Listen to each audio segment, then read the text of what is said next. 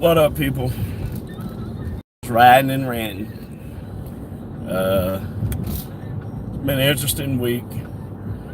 Alabama did what they normally do when it came to voting, and for the billionth year in a row, we're a red state.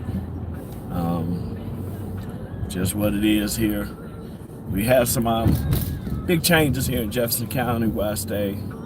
We have, for the first time ever, I need this thing to break. I didn't pay me $12 for it. First time ever, we have a black sheriff,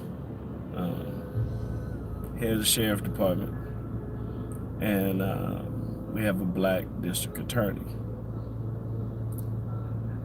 A lot of times when we say, someone black in office, we want to say it's progress, but that really doesn't qualify as progress. And don't get me wrong, I'm proud that they're in there, but it's time for a change. Anytime we see a black person get appointed, something like that, we call it progress. But what it is actually is deserving. They played by the rules of the land. They won fair and square. They were the best person for the job. Instead of yelling progress, we start saying it's about time.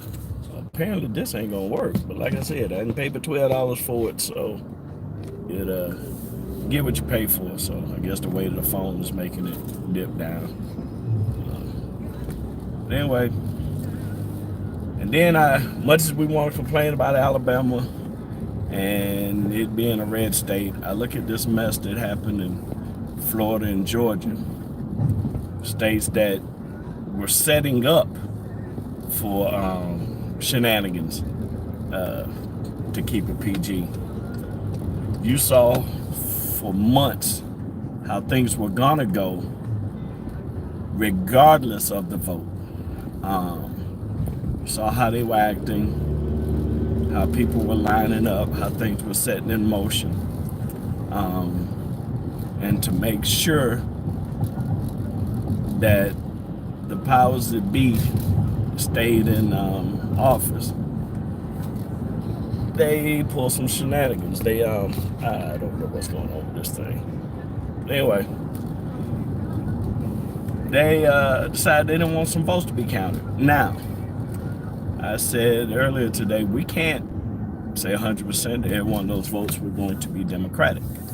It was, we can't automatically say that all the ones we here were Democrat votes for the ones that lost. What we can say is that they hid votes just to make sure.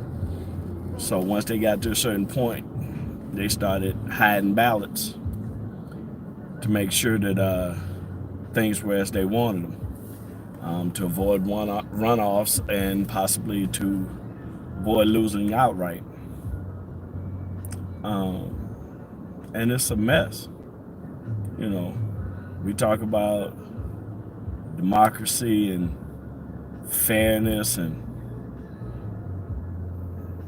things of that nature, but it's dirty, it's tainted all the way around.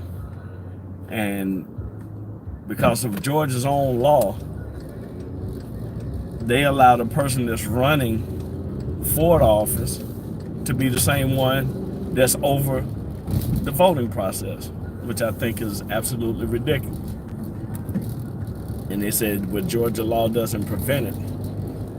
How many times have you seen in situations where suddenly they call in special, like for instance, a police case against a police officer?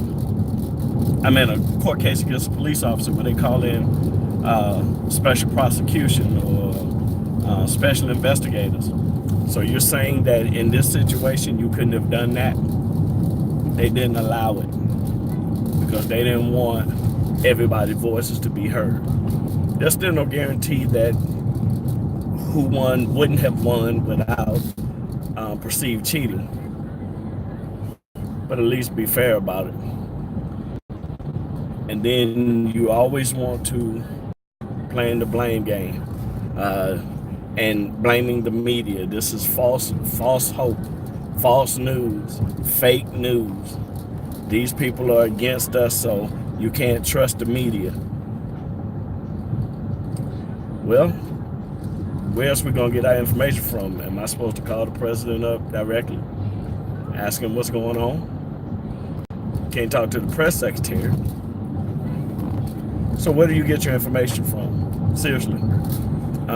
Anytime there's a report that goes against the narrative, then it's fake news. It's always a conspiracy. I don't know. Whatever reason or why it is, it's messed up all the way around. But I'm through ranting now. Hopefully they'll get the situation in Florida and Georgia fixed, and we'll see a true winner.